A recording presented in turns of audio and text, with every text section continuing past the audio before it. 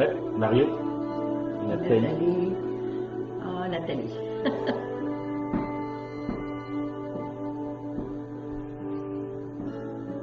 Tu trouves pas?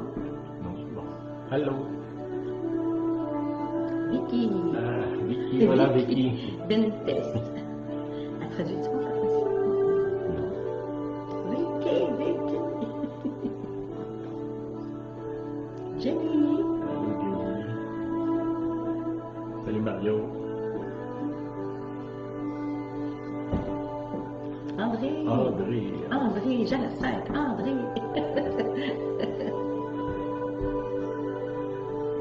C'est tellement beau.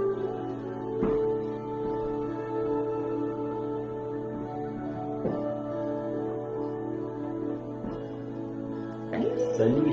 Salut, Niels. Annie. Allô Annie. Annie. Salut Mario. Pierre, Suzanne, oui. Bonjour Oui, c'est Pierre. là. Allô Lisette. Liselle.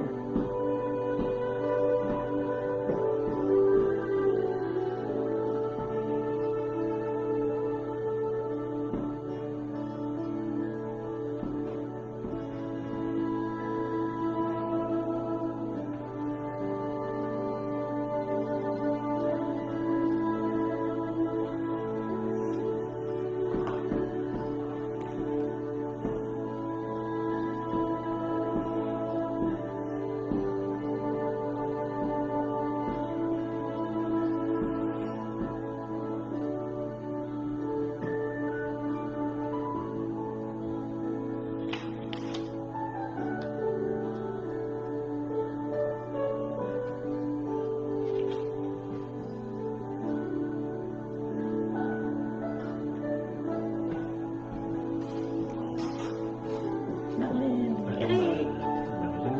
Allô. Allô, vous autres? Coucou. Les beaux coucou. En beau.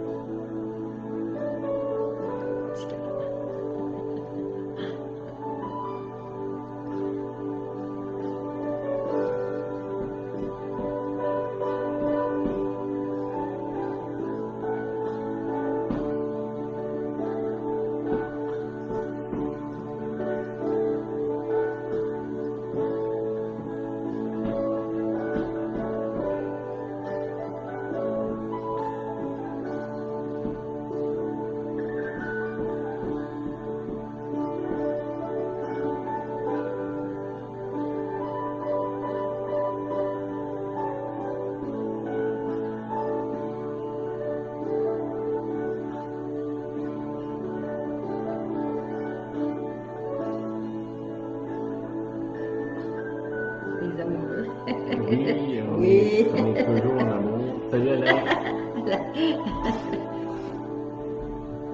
Les amoureux. Allô.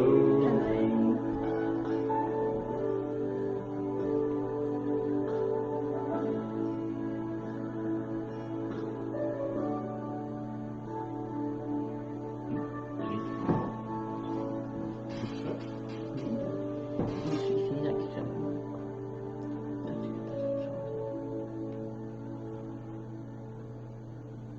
Ok, bonjour les amis, bonjour.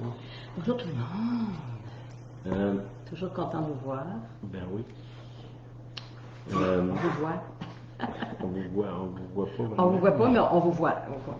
On comprend. C'est hot. Oui, c'est pas mal. Salut Daniel. Daniel, bonjour Daniel. Ok, la semaine passée, je vous ai parlé un peu des... avec tout ce qui se passe actuellement au niveau des émeutes, des races, de tout ce qui... particulièrement aux États-Unis, mais même ici, là, racistes et compagnie, là. J'ai parlé un peu de ça la semaine passée. Si vous ne l'avez pas entendu, vous pouvez retourner en arrière. je veux aller plus loin dans ça. La Bible parle ici, Genèse chapitre 4. C'est au début de la Bible, juste les premiers descendants de Adam et Ève. Puis on voit là, je vais vous lire le texte là, à partir du verset 19. Okay? Ça dit Enoch engendra Méhujaël engendra Métusaël engendra Lémec. Okay? Ça c'est au verset 18, Genèse 4, 18. Lémec prit deux femmes, le nom de l'une était Ada et le nom de l'autre était Tsila. Ada enfanta Jabal. Il fut le père de ceux qui habitent sous les tentes et près des troupeaux. Le nom de son frère était Jubal. Il fut le père de tous ceux qui jouent de la harpe et du chalumeau. Et de Tsila de son comté enfanta Tubal-Caïn, qui forgeait tous les instruments d'airain et de fer. Ok, je vais arrêter cela. Dans le fond, ce qu'il dit ici, c'est que ces gens-là, ils ont engendré des enfants. Ces enfants-là avaient des dons. Un, c'est l'ancêtre de tous ceux qui habitent sous les tentes. C'est quand même bizarre comme affirmation. L'autre, il dit c'est l'ancêtre de ceux qui jouent de la musique. Puis l'autre, lui, c'est l'ancêtre de ceux qui sont capables de forger ou faire des travaux dans l'acier. OK? Bon, il n'y a pas d'explication à ce qui est écrit là, mais c'est quand même clair qu'il y a un lien entre ce qu'eux ont reçu puis ce qui a été transmis dans la suite. Pourquoi j'amène ça avec la question des races? C'est que je vous ai dit la semaine passée que dans l'Apocalypse, devant le trône de Dieu, il y a des gens de toutes langues, tribus et nations. Là, on n'est plus sur la terre, on est rendu dans le ciel. Puis le Seigneur, déjà là, rendu là même, il fait une distinction entre les langues, les tribus, les nations. Ça fait qu'on pourrait dire que chacun de nous, on va garder notre identité nationale, nos langues, tribus, bon, on peut parler de groupes étendus de gens, là, on peut parler de régions.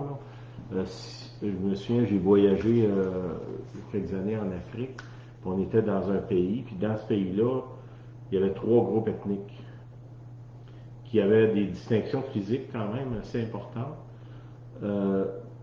Puis qu'il y avait des appels différents, puis même s'ils étaient tous comme pris dans le même groupe, dans le même pays, on pourrait dire, ils avaient gardé leur identité, chacun de ces groupes-là. Là. On pourrait parler des tribus, comme ici, on pourrait dire, ben, les gens, mettons, de la Beauce, c'est peut-être une tribu, les gens du Lac-Saint-Jean, les gens de Montréal. Quand on voyage, on voit les distinctions. Vous allez en Gaspésie, les gens des îles de la Madeleine, les gens, mettons, du Nouveau-Brunswick, c'est des gens qui ils ont une distinction, même s'ils parlent la même langue que nous autres, ils restent dans le même pays, sous les mêmes règles, les mêmes lois, ils ont une distinction.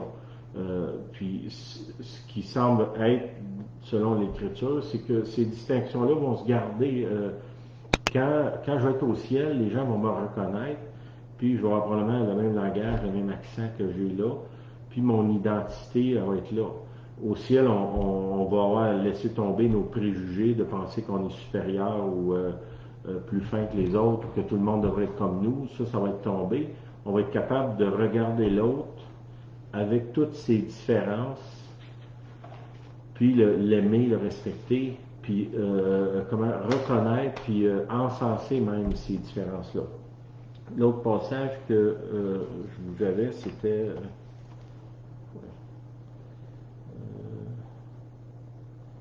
c'est dans Exode 31. Il va falloir que je retrouve ça ici. Je l'ai pas. Un petit peu. Exode 31. Un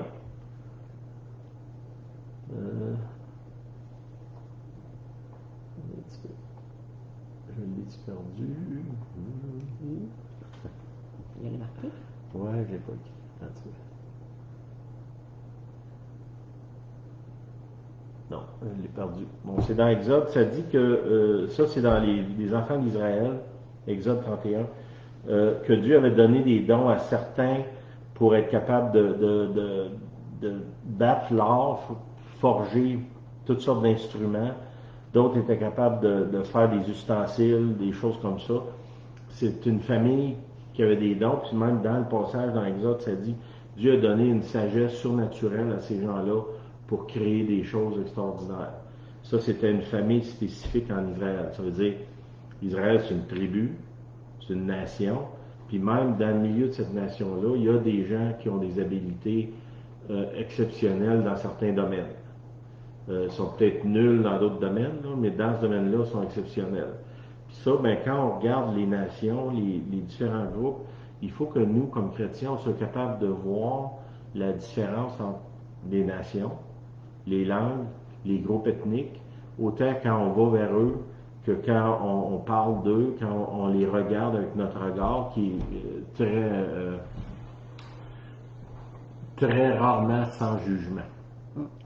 Okay? Que nos jugements soient fondés ou non, il y a ça. Puis on sait que de l'autre côté, dans l'humain, comment les humains ont invité l'ennemi, le diable, à se mêler de leurs affaires.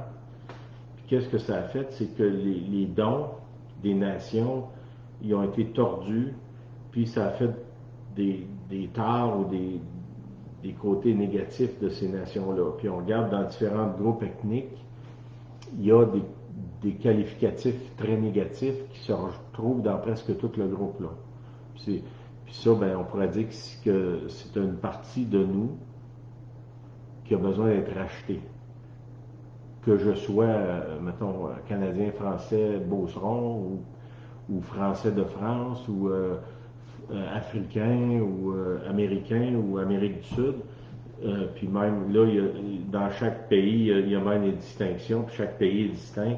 Il y a des choses qui doivent être rachetées, puis souvent quand on parle avec les gens d'un pays, ils ont des jugements sur l'autre. Puis souvent, ces jugements-là sont fondés. Mais l'idée, c'est de ne pas haïr l'autre, mais de prier pour l'autre que Dieu il puisse expérimenter la rédemption du Seigneur. C'est que je pense que c'est bon qu'on ait cette discussion-là pour qu'on comprenne que le Seigneur, il veut pas qu'on devienne tous pareils. Mm-hmm. Il veut qu'on chacun de nous ait une identité.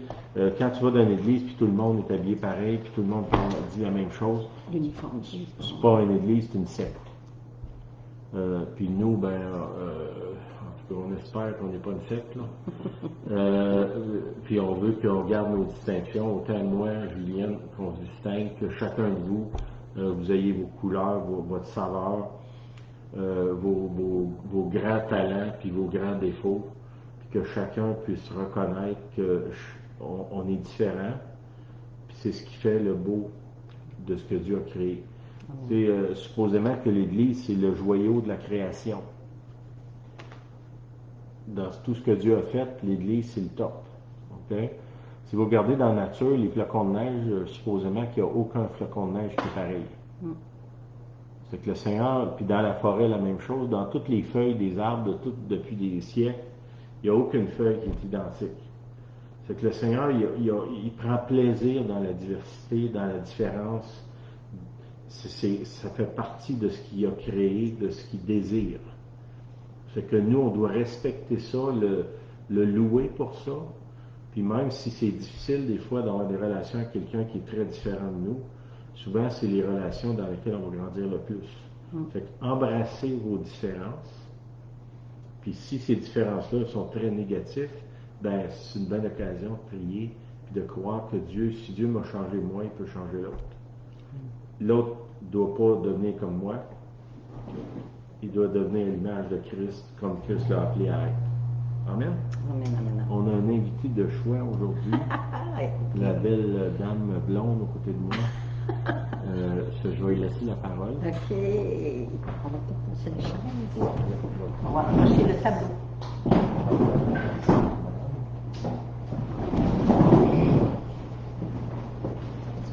C'est bien? C'est bien comme ça? OK. Je te ferai signe. Oui. Ils sont tous ici. C'est pas mal. OK. Bonjour tout le monde. Première des choses, C'est correct? On dirait que c'est Ouais, tout à fait centré. Hein. Comme ça. Ah, Ça ok. va être bon. Oui. Ok. La première des choses, je veux remercier mon conjoint, mon mari, mon compagnon de vie, parce que c'est une source d'inspiration pour moi. Il y a 2 semaines, il a parlé, ceux qui nous suivent un peu, il a parlé de Matthieu, chapitre 11, verset 25. Puis de ce verset-là, moi, j'en ai retiré une autre chose. Ma réflexion s'est prolongée depuis 2 semaines là-dessus. C'est ce que je veux un peu vous partager. Avant de commencer le Matthieu 11, 25, on va reprendre, je veux qu'on peut reculer ensuite. Au mois d'avril, j'ai parlé de changement. Quand le confinement était déjà bien entrepris, on savait que c'était difficile au début, puis on avait des phases de transition. Je vais dire phase de transition. On sait qu'on est dans cette phase-là maintenant pour s'en aller vers quelque chose de magnifique. Je crois qu'on n'est pas encore là. Hein? Je pense on espère le magnifique bientôt. Mais on est dans une période de transition ici. Puis, dans cette période de transition, j'ai ajouté quelque chose, sans trop savoir, que dans cette période-ci, il va y avoir des révélations. On va s'apercevoir des choses. Ça veut dire que les révélations, c'est Dieu qui est dans la révélation, c'est sûr. La révélation sur quoi? Révélation sur mon propre cœur. Je m'aperçois combien je suis un peu tordu, que j'ai besoin de repentance. C'est une révélation dans ces temps de gros changements que je vis maintenant. La révélation sur moi, mais la révélation aussi sur les autres. Peut-être que je m'aperçois que mon mari a un défaut que j'avais pas remarqué.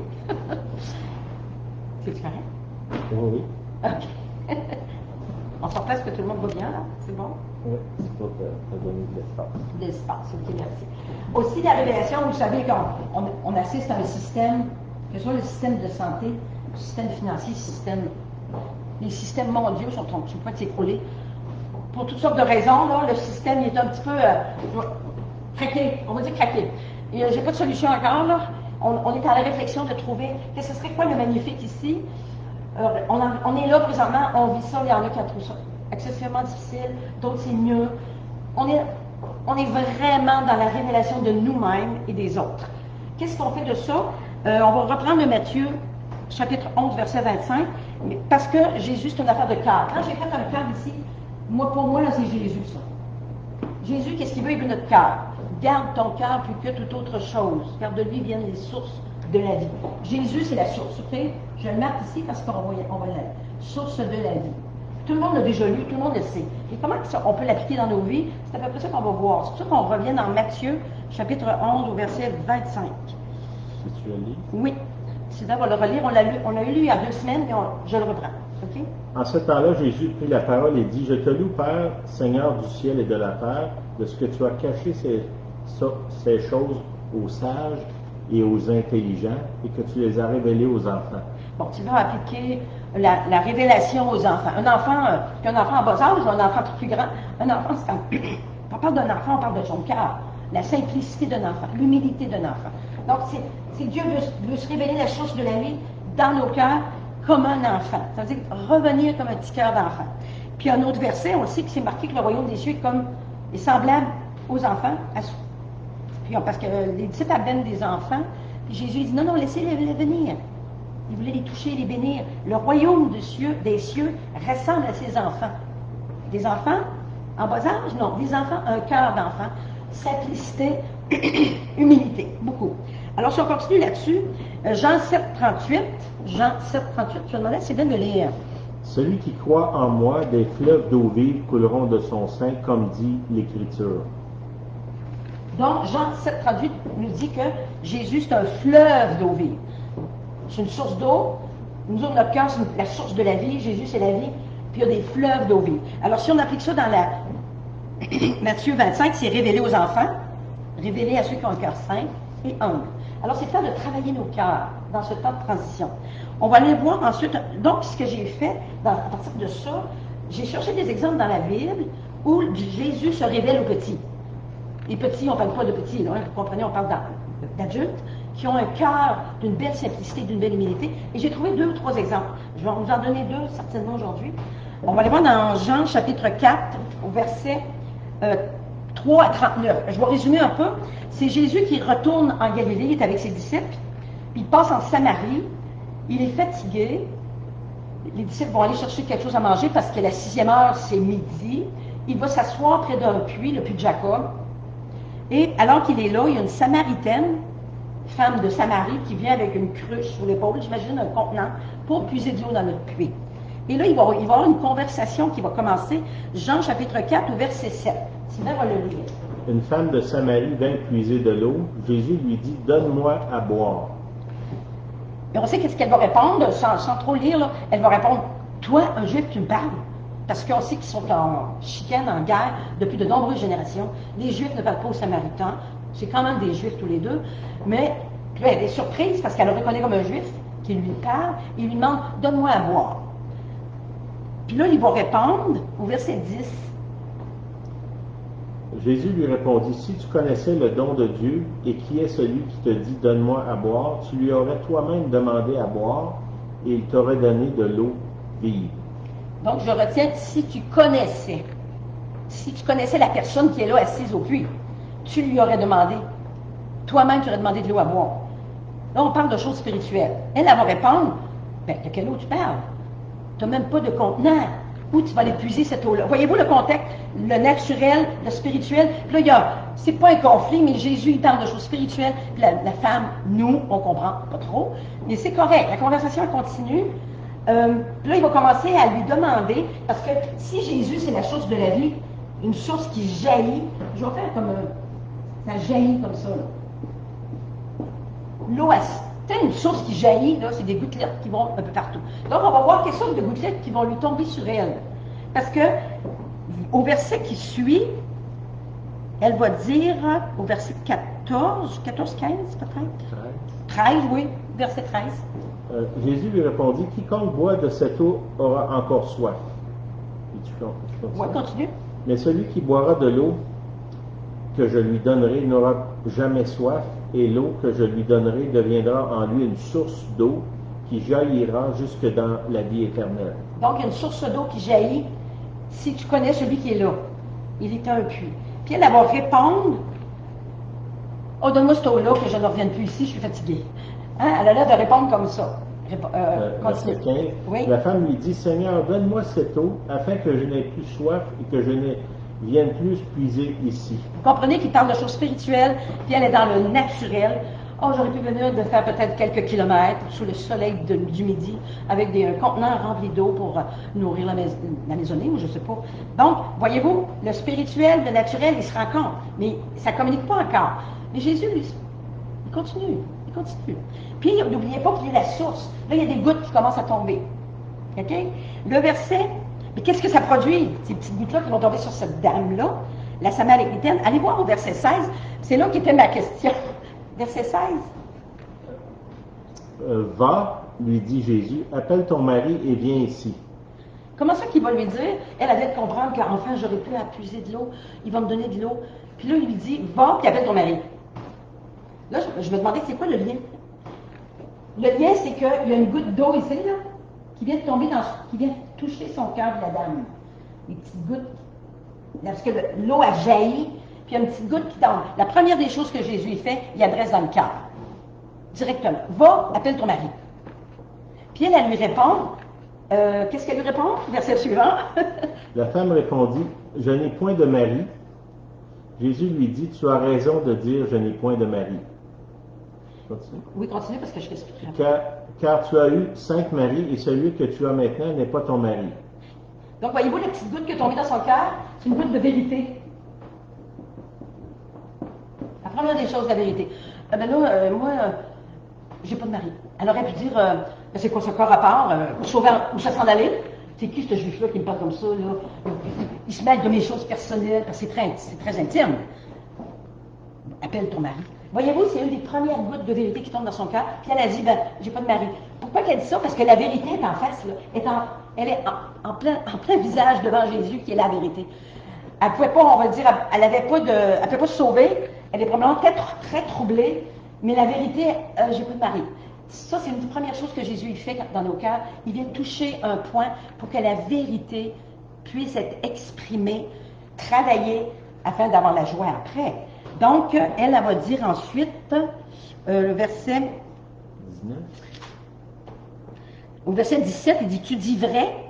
C'est ça, je pense que tu dis verset. Verset 17. Je n'ai point de mari. Au verset 18, il dit, en cela tu dis vrai. Tu dis vrai. OK. Seigneur, lui dit la femme, je vois que tu es prophète. Oh, tout à coup, ses yeux s'ouvrent. La vérité, elle a pénétré. Oh, je vois que tu es prophète. On ne parle plus de source d'eau, puis j'ai soif. Là. Oh, j'ai prophète. On continue peut-être au verset 20. Oui. Nos pères ont adoré sur cette montagne, et vous dites, vous, que le lieu où il faut adorer est Jérusalem. Voyez-vous, là, on commence à parler d'adoration. Bon, on était au bord d'un puits, là, on est rendu à parler de son mari, qu'elle n'a pas de mari, puis là, on parle d'adoration. Parce que la vérité, elle a pénétré, là, on parle d'adorer. Voyez-vous le lien, la conversation, la façon qu'elle se déroule, tu dis, c'est quoi le lien? Parce que là, elle a affaire à un juif, puis elle sait que les juifs vont adorer à Jérusalem. Elle, la Samaritaine, il adore sur une montagne. Pourquoi elle en est venue à parler d'adoration? Parce que la vérité, l'adoration, c'est relié. Si tu marches dans la vérité, vérité envers ton homme, vérité envers le voisin, chaque fois que tu marches en vérité, c'est une adoration. Sur ta vérité, elle questionne sur l'adoration. Et Jésus parle de l'adoration, il dit, verset 19, je pense. Femme, lui dit Jésus, crois-moi, l'heure vient où ce ne sera ni sur cette montagne, ni à Jérusalem que vous adorez le Père. Vous adorez ce que vous ne connaissez pas, nous adorons ce que nous connaissons, car le salut vient des Juifs.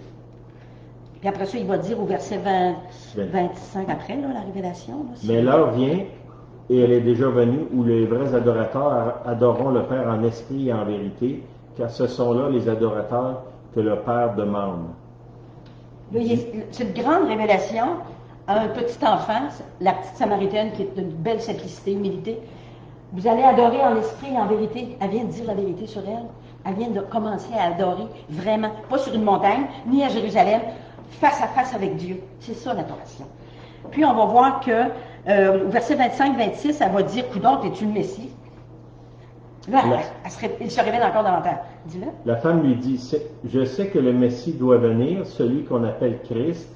Quand il sera venu, nous adorons tous, il nous annoncera toutes choses. Jésus lui dit, je le suis, moi qui te parle. Il se révèle à un petit enfant, dans ce cas-là, c'est la Samaritaine, grande révélation de qui il est. Il est la vérité, adoré en esprit et en vérité. Grande révélation à une toute jeune femme qui est au bord d'un puits. On sait que les disciples vont arriver, puis ils voient que Jésus qui parle à cette femme-là, mais hey, que c'est qui il parle à une femme. Les relations hommes-femmes étaient très différentes d'aujourd'hui, puis, mais ils n'osent pas poser de questions. Et elle va s'en aller. Elle va laisser sa cruche même. Là, tu dis, elle vient chercher de l'eau, puis elle repart sans sa cruche. Là, elle a goûté à quelque chose de meilleur. Puis elle va s'en aller, on sait, dans son village. Elle va dire, hey, vous savez pas, quelqu'un a dit toute ma vie. Il a expliqué sur toute ma vie. Selon les versets, il n'a pas dit toute sa vie. Mais elle a dit, hey, ça doit être le Messie. Puis là, les gens, ils ont dit, ah oui, alors tout le village s'est approché de lui. Puis ils ont écouté un peu ce qu'il avait à dire. Ils l'ont invité Jésus dans le village. Puis là, il a passé 2 jours. Probablement à prêcher, guérir les malades, consoler, expliquer davantage, enseigner. Il a probablement tout fait ça sur le 2 jours. Donc, les petites gouttes qui étaient tombées sur elle, dans son cœur, ils se sont déversés sur le village.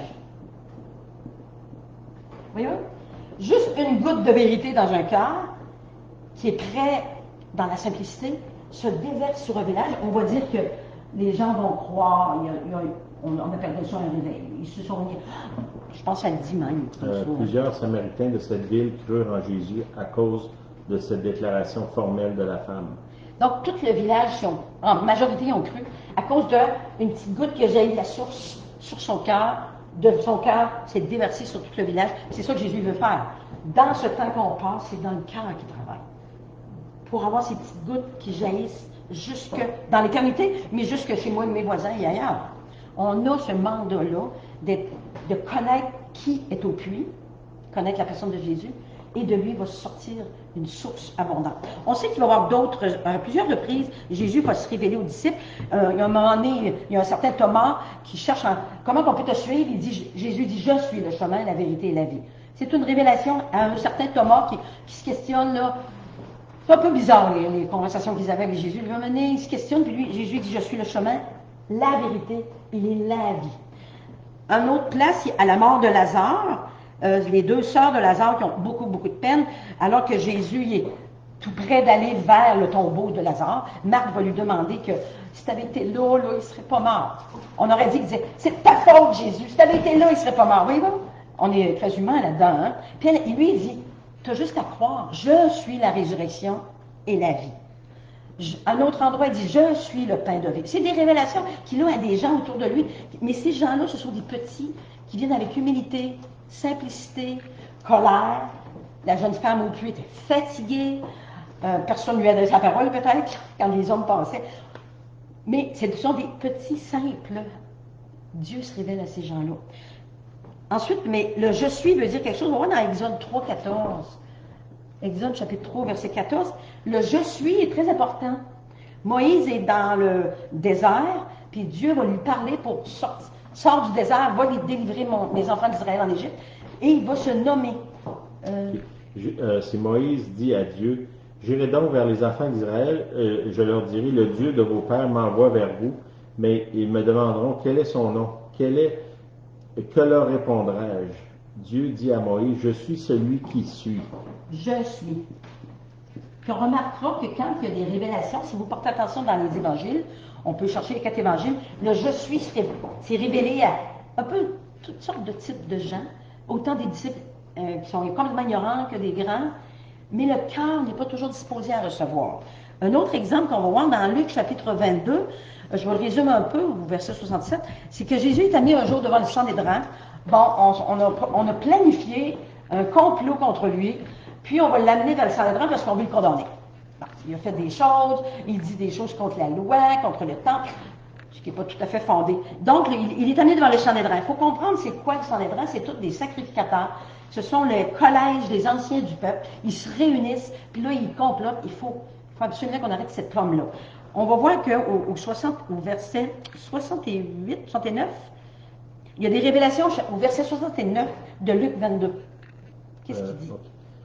Au verset 67, ça commence. Peut-être 67, oui, commençons. Il dit, si tu es le Christ, dis-le nous. Jésus leur répondit, si je vous le dis, vous ne me croirez pas. Et si je vous interroge, vous ne répondrez pas. Désormais, le Fils de l'homme sera assis à la droite de la puissance de Dieu. Donc, il se révèle comme étant le Fils de Dieu, mais les choses cachées sont cachées aux sages ou aux anciens. Il semblerait qu'ils n'ont pas capable de ni apercevoir, ni catcher, attraper cette révélation qu'il est le Fils de Dieu. Au contraire, ils ont une idée de complot. Il faut exterminer parce que les gens, peut-être qu'ils négligent la synagogue, peut-être qu'on devait plus amener la dîme à la synagogue, peut-être qu'on aime mieux... que les gens se délaissent dans leur religion, leur loi, puis là, Jésus qui arrive, qui enseigne dans les champs, à l'extérieur, là, c'est vraiment une menace pour les champs des draps. Ils ont comploté contre lui. Donc, il y a une révélation, puis il la catche pas, parce qu'ils n'ont pas un cœur disposé. Parce que Jésus voulait aussi révéler qu'il est le Fils de Dieu. Jésus, évidemment, il dit « je le suis ». Encore le « je suis », devant les champs des draps. Ils vont les conduire ensuite chez Pilate pour le faire condamner. Parce que, selon la loi, eux autres, ils n'avaient pas le pouvoir de condamner.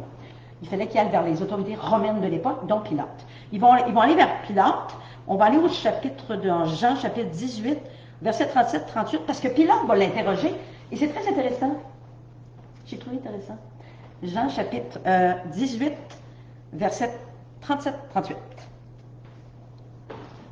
Pilate lui dit, « Tu es donc roi ?» Jésus répondit, « Tu le dis, je suis roi. Je suis.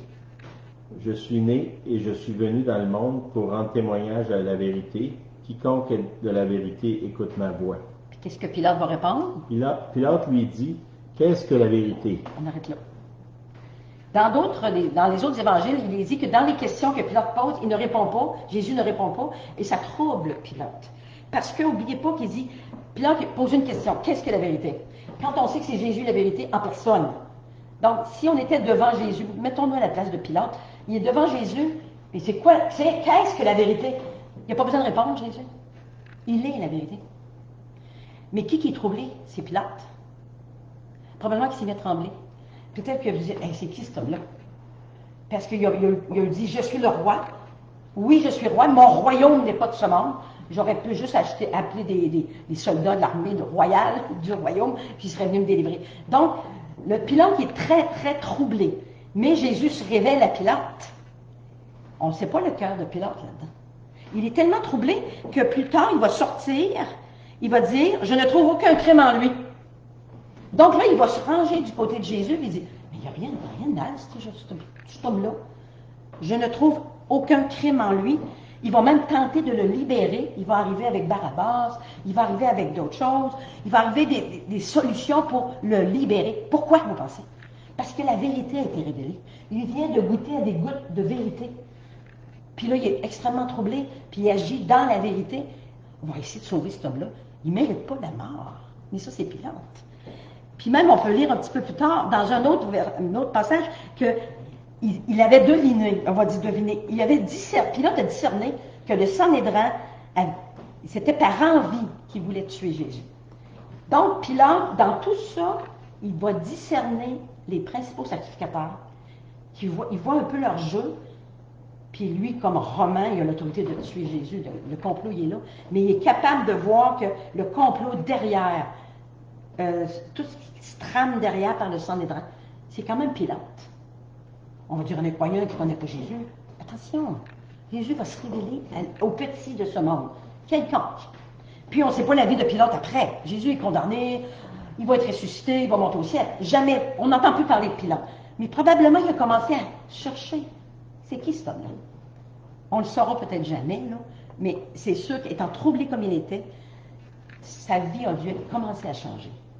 Fait que Dieu se révèle autant à Pilate qu'à une Samaritaine, ignorante, on va dire, même un rebut de société pour les Juifs. Il va se révéler à des enfants, il va se révéler à des plus vieux. Ces gouttes-là viennent du cœur. Il faut que le cœur soit gardé, renouvelé, enraciné en Dieu, pour qu'il y ait des gouttes qui tombent. Premièrement sur moi et sur les autres. Donc, je vais peut-être continuer. Juste une question. Dans Jean 4,10, Sylvain va le lire, je pense qu'on l'a lu peut-être au début, moi je veux le reprendre. Jean 4,10, c'est ma question. Je vais vous laisser avec une question comme ça. Je pense que c'est ça. Jean, chapitre 4, au verset 10. Si tu connaissais ça. Jésus lui répondit, si tu connaissais le don de Dieu et qui est celui qui te dit, donne-moi à boire, tu lui aurais toi-même demandé à boire et il t'aurait donné de l'eau vive. La question si c'est vraiment conditionnel. Si tu connaissais le don de Dieu, mais c'est qui le don de Dieu? C'est Jésus. Donc c'est Jésus qui est assis là. Est-ce que tu connais le don de Dieu? C'est la première des choses à se poser.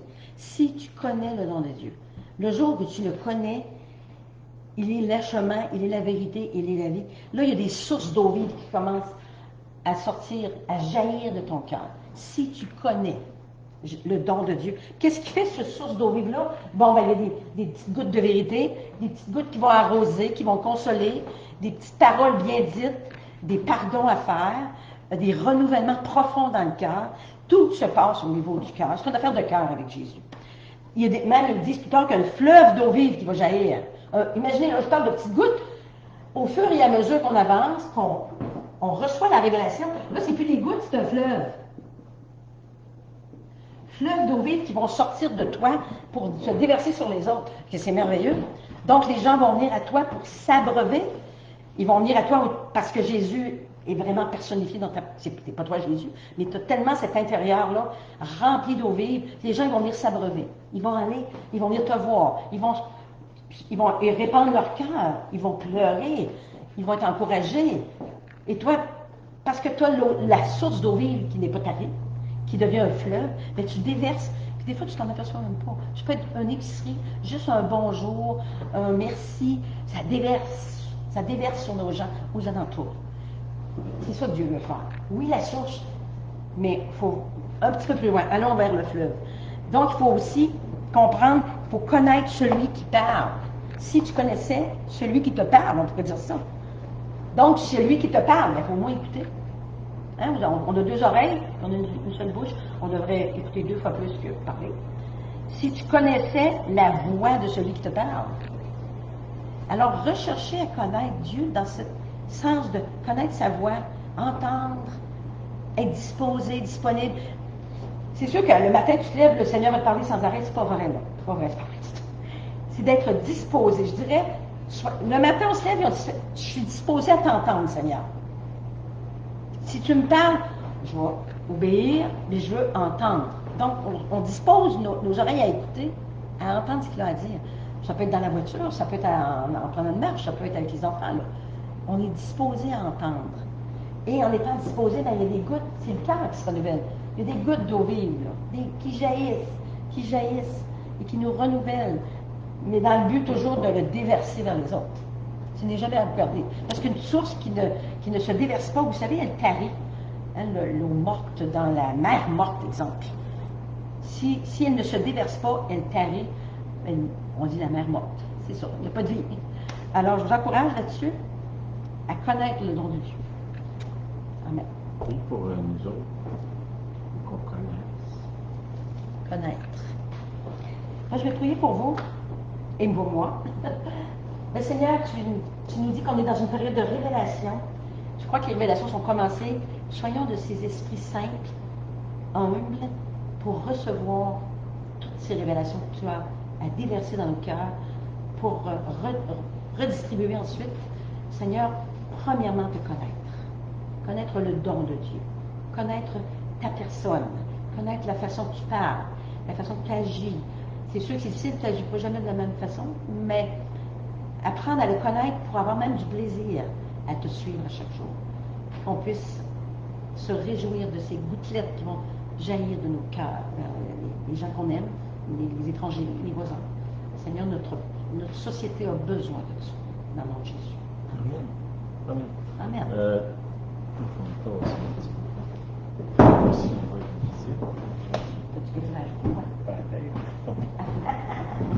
On va m'asseoir. OK, juste avant de vous laisser, je veux prier là, ce que je viens de le partager, ça va avec ce que moi j'ai partagé au début, là, que chaque ethnie, chaque groupe, chaque tribu a reçu des dons de Dieu, puis que ma prière, c'est que au travers de la révélation, le Christ qui se révèle en nous, on puisse saisir les dons qu'on a reçus comme personne, comme famille, comme groupe ethnique aussi. Okay? Seigneur, je te prie que la révélation de Jésus-Christ vienne sur nous, puis qu'on puisse voir ce que tu as mis en réserve pour nous, des dons, des capacités. Ça dit dans la parole que tu as fait des dons aux hommes, aux femmes, que ces dons-là puissent venir sur nous, puis qu'on puisse marcher, Seigneur, dans l'appel que tu as mis sur nos ancêtres, sur notre ethnie, notre groupe, puis qu'on puisse aussi, Seigneur, être racheté de ce que l'ennemi a mis dans nos vies comme groupe aussi, Seigneur, qu'on puisse marcher dans la rédemption. Puis, mais Seigneur, pour ça, on a besoin de la révélation de Jésus-Christ et que tu puisses, Seigneur, te révéler à nous, au nom de Jésus, je prie. Amen. Amen. Avais-tu autre chose? Non. Les amis? Mélanie, Mayamo, Jacob. OK. Cabreux. C'est qu'on va vous laisser avec ça. Comme je vous dis à chaque semaine, là, cette vidéo-là va être disponible dans YouTube peut-être demain.